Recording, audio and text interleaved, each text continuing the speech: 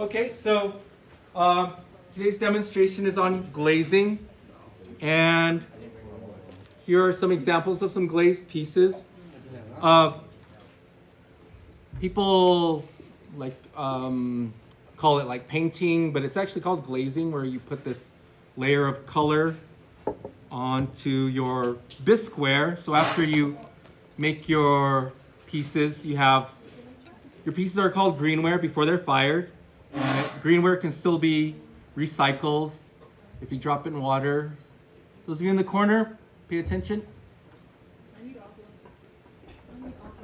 Oh, is that locked? Oh, let's see. Ice? Dominic Fernandez is here.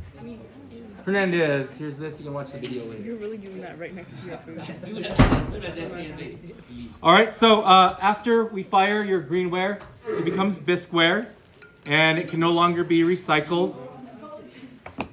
take off that hoodie, bro. Take off that. What else? Take off that hoodie. And so we put glaze onto bisqueware. Here are the glazes that we'll be using for this first few assignments.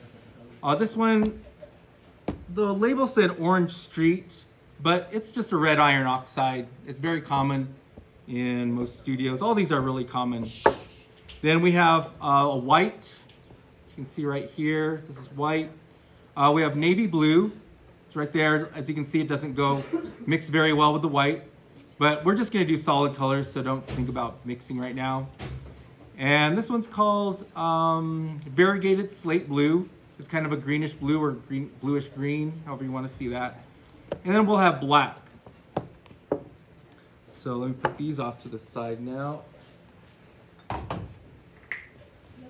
And of course, so all glaze is though is it's kind of like it's not a layer of paint, but it's actually a layer of glass. And this is what it looks like in its liquid form. This one, the color actually corresponds to the finished color, but most, like the black, will look very similar to this color here. That's why I have them on separate tables, because they look too similar. The white actually looks white. The green sort of looks green. The blue, the liquid looks like a gray. And so don't panic when you see that. It's because it's going to be heated up to like 2400 degrees. And at that point, it'll turn to this blue. Like I said, it's just a layer of glass. So unlike paint, which kind of like cures and solidifies, when this dries, it's just going to become like powder. So you need to be really careful when you handle it. And by then, usually I'm the one who handles the glazeware by then. So I have the bucket of glaze, and I've been stirring this for a good 5 minutes or so. And I'll control the consistency. But after you stir it, you can call me over to see if it's right. Go and put the phone away. Thank you. You two in the corner. I can see you're not paying attention. And so after you stir it, it takes a while. Luckily, you guys are, third period. Maybe someone from first period will already have started the stirring process for you, but usually in the morning, after a day of sitting, this gets really solid at the bottom, and it takes a while, maybe even 10 minutes to get it stirred up. Then just check with me, and we'll see if it has enough water. If it doesn't have enough water, it's just really thick and it's hard to apply. If it has too much water, it's easy to apply, but the ingredients settle down too fast. Ivan, put the phone away. All right. And so call me over. At this point, we'll keep it just a little bit thick. And even I'll probably do the pouring part too. We don't use the clay boards for this, but we have these plastic boards that you can use so that the table doesn't get so dirty. You can get these dirty, and these are easier to wash off. These ones that look reddish, the black and this one, they stain very easily. So wear an apron, wear some old clothes if you want to use these colors. And hopefully this doesn't splash everywhere. This cup is actually clean, or as clean as I can get it. This stuff is kind of stained on there. And I don't mind because this is such a strong color that it has some probably iron stain in there. And it won't matter because, but don't use something that's stained red, the white. Definitely not a white. And if there is something on there, just try to scrub it off the best you can. If it doesn't come off like this, as long as you use a really strong color, it should be okay. But for like the white, use just a clear or white container that's really clean. Let's see if I can not splash too much. All right, we put in a smaller container because we need to kind of stir it as we're using it. So your supplies will be a brush. Again, this is, brushes are here. This is also stained red, which is fine because I'm gonna use a red or black with it. But if you use white, make sure you don't get one that's stained red. Also, even though you're gonna wash out your brush at the end when you're done, when you get a new brush, just wash it out anyways, just to make sure it's clean as you can get it. So you'll need a brush, you'll need your glaze, a plastic board, and I have a cup of water here, and you'll see what I use it for later. And then I have a bucket, can't see it on the camera or from where you're sitting, but it's a bucket of clean water. Is this clean water in here? Yes. Clean water. All right. And we have clean water because these are so thick that if we just put the glaze on it, it would draw the water out too fast. So we need to give these a couple quick dunks and take it right back out. I'll do a second one too. And I don't know if you can see from where you're sitting, but it seems to dry out really fast. That's because the piece is drawing the water in.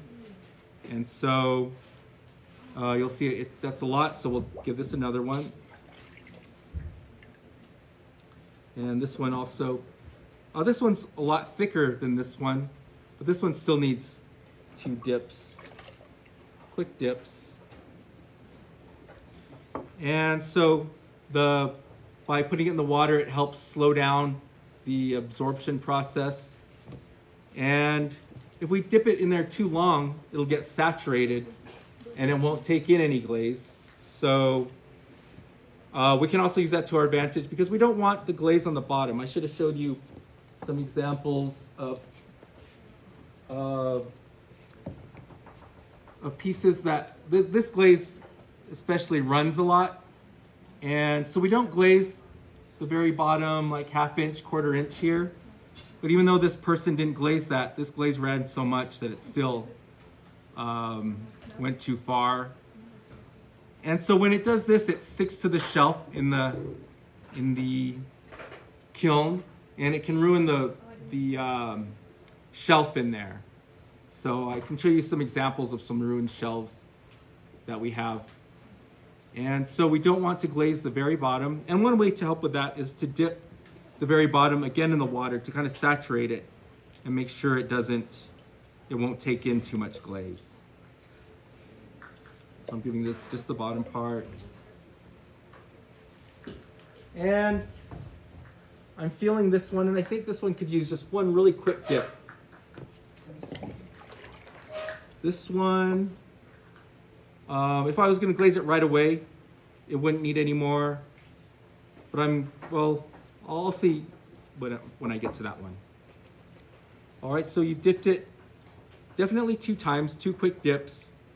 And I'm thinking this part is so thick here, that I'm gonna give that part a quick dip too. It's just drying out really fast. Then the first thing we glaze is the inside. And so I have my brush, and I need to stir the bottom of this glaze quite frequently because it'll probably settle out. And the first thing I need to glaze not only is the inside, but the hard to reach places. Antonio, put your phone away. Do you have AirPods in or earbuds or anything? Take them out if you do. Okay, so you need to get the hard to reach place, and by that I mean the place where the bottom meets the side and there. So you just put glaze on there and you just lightly apply the glaze. Just a couple strokes per brush full. Like, let me show the camera. Can you see inside there? Look inside here. Make sure you get that spot first. And you put in either 2 thick coats or 3 thin coats.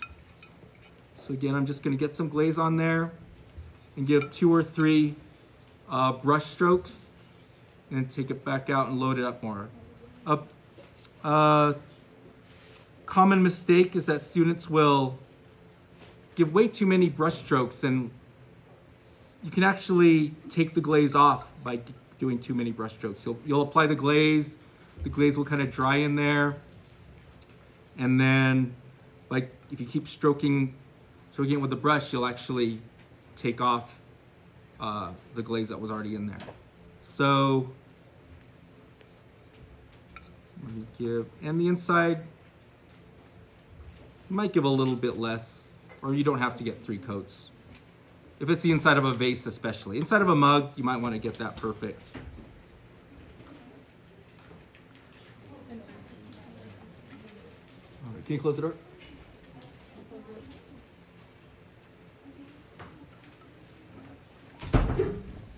All right, so this has 2 thick coats on the inside. And now the outside, again, each time I put the brush in, I'm stirring the bottom. And then for your coil pots especially, you need to hold the brush kind of like pointy like this so that you can get the glaze into all those little cracks there. See how it's not going in there? So you have to kind of lightly push the bristles into those hard to reach spots. Get that first. Can you guys stop playing around over there? I'd appreciate it. Thank you. Go and put those brushes back in the tool thing. Put all the tools back in the tool. The tool holder, thank you. So we're lightly putting that in. Lightly applying. Make sure you get into all those hard to reach spots. And because I'm spending so much time with this, these coats are going to be really thick, so this will just need 2 coats. Trying to get in there.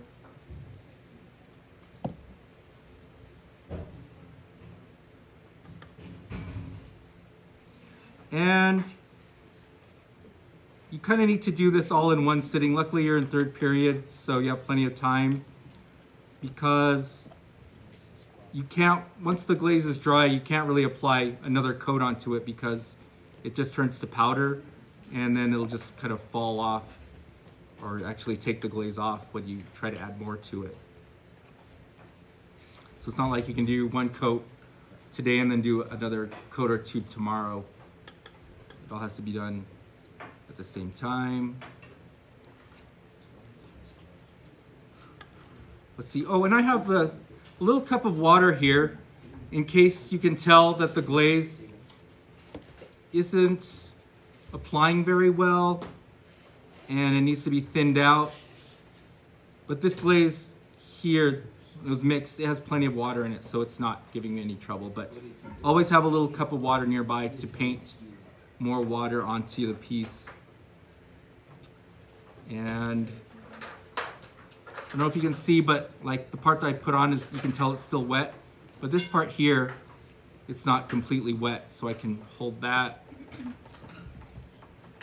On the bottom, I can do 1 thin coat toward the bottom, but that's it. Don't put 2 coats near the bottom.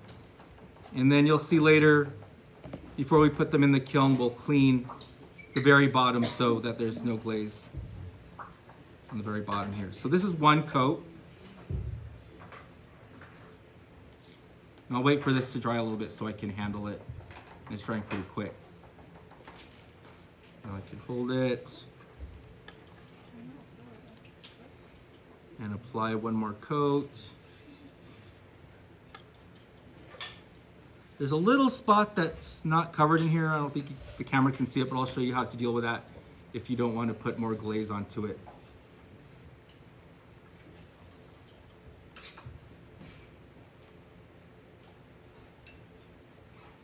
Just touch it lightly. You don't need to press the brush really hard.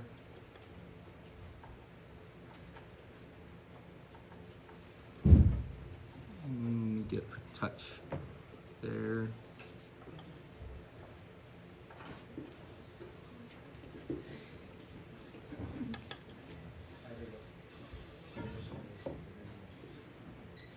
All right, at this point I'm kind of mostly dabbing it because I don't want to break off any of the glaze.